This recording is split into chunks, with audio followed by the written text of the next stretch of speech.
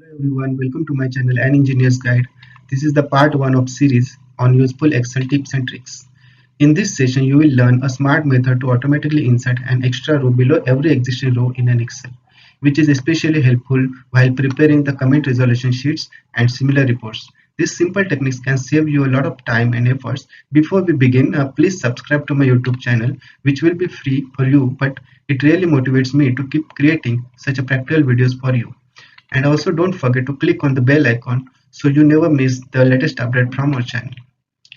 Without wasting much of the time, let's see how to do this. So this is very simple technique used in Excel, but as we don't know about the technique, we waste a lot of time in inserting those rows.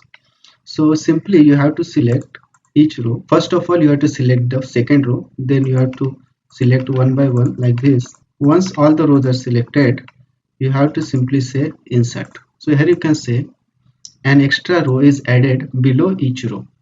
So this is the way you can insert it. We have another way to insert the extra row. Now let's see how to do this.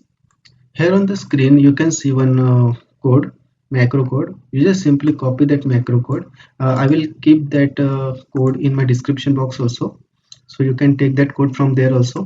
Now simply select the rows below which you want an extra row.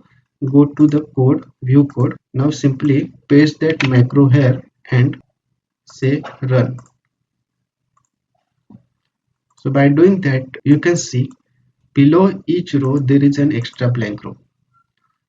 You can save you a lot of time. So guys, these are the two methods to do this task. There might be some another methods also, but I thought these two methods are very useful to save your time. So guys, if you think our videos are useful for you, so please subscribe to our channel and share it with your friends and colleagues. Thank you.